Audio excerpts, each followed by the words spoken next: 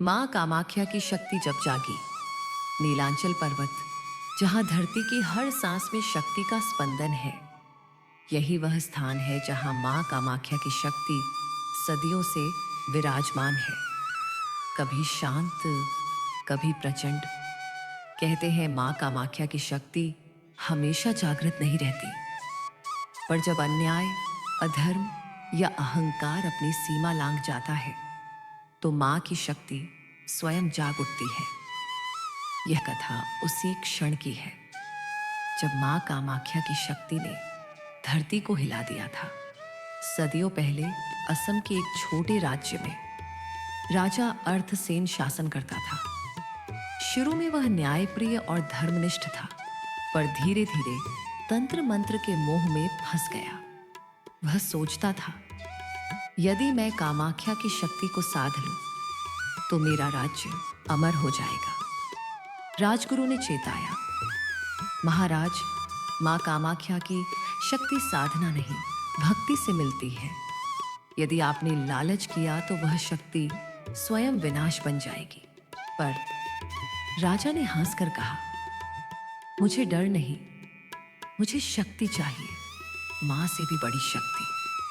यही अहंकार उसकी विनाश कथा का आरंभ था। पूर्णिमा की रात थी। राजा अर्थसेन अपने महल के नीचे बनी गुप्त गुफा में गया।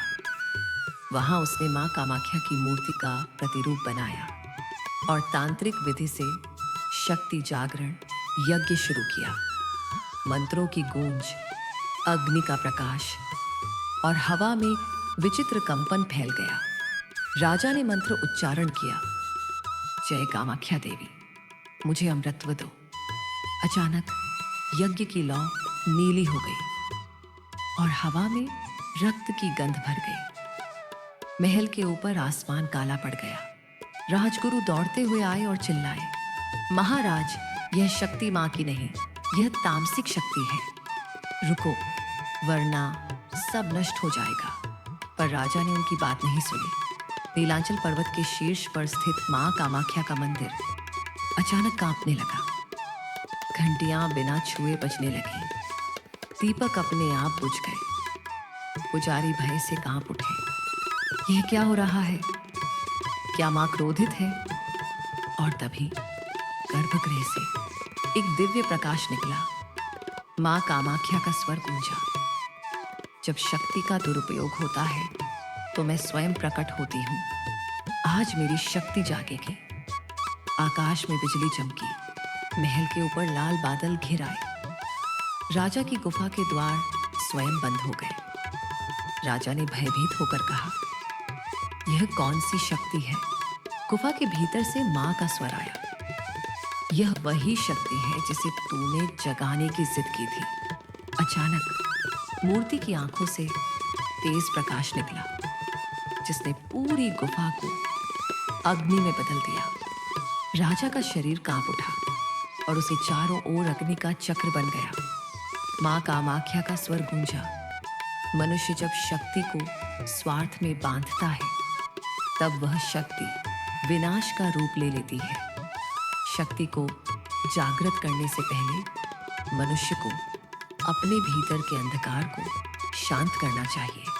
राजा अर्थसेन ने हाथ जोड़कर कहा, मां, मैं भूल गया था कि शक्ति का अर्थ करुणा है, न कि विजय। मां का स्वर धीरे हो गया, तूने अपने राज्य को संकट में डाला है, पर तेरी प्रार्थना सच्ची है, इसलिए मैं तेरी भूल क्षमा करती हूँ, पर तुझे उसका फल भोगना ही होगा। मां का तेज इतना प्रखर था कि गुफा की दीवारें पिघलने लगी। महल की नींव हिल गई, पर पूरा राज्य बच गया। अगली सुबह जब लोग जागे तो देखा राजा अर्थसेन अब एक साधक बन चुका था।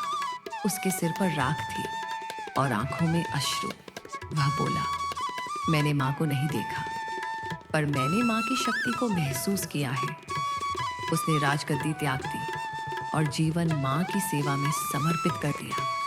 कहते हैं, उस रात जब मां की शक्ति जागी थी, वह कंपन आज भी नीलांचल पर्वत में महसूस किया जा सकता है।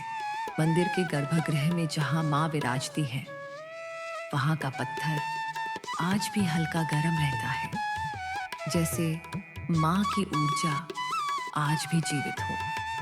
भक्तों का मानना है, जब भी कोई साधक अहंकार में भूल करता है, माँ की वही शक्ति उसके भीतर फिर जाग जाती है, उसे सच दिखाने के लिए। माँ कामाख्या की यह कथा केवल एक घटना नहीं, बल्कि एक आध्यात्मिक शिक्षा है। शक्ति सोती नहीं, वह केवल प्रतीक्षा करती है कि मनुष्य कब अपनी सीमाएं भूल जाए। जब वह जागती है तो या तो संरक्षण बनती है या विनाश। माँ कामाख्या हर भक्त से कहती है, भक्ति में नम्रता रखो, क्योंकि शक्ति हमेशा नम्र हृदय में ही बसती है। यह कथा हमें याद दिलाती है कि माँ कामाख्या की शक्ति केवल मंदिर में नहीं, हर भक्त के भीतर सोई हुई है। वह तभी जागती है जब मनुष्य अपने भीतर के सत्य को पहचानता है। माँ की शक्ति जागी थी और उसी दिन संसार ने समझा, भक्ति में शक्ति है, पर शक्ति में भक्ति ना हो तो विनाश निश्चित है। जय माँ कामाख्या, जय माँ कामाख्या।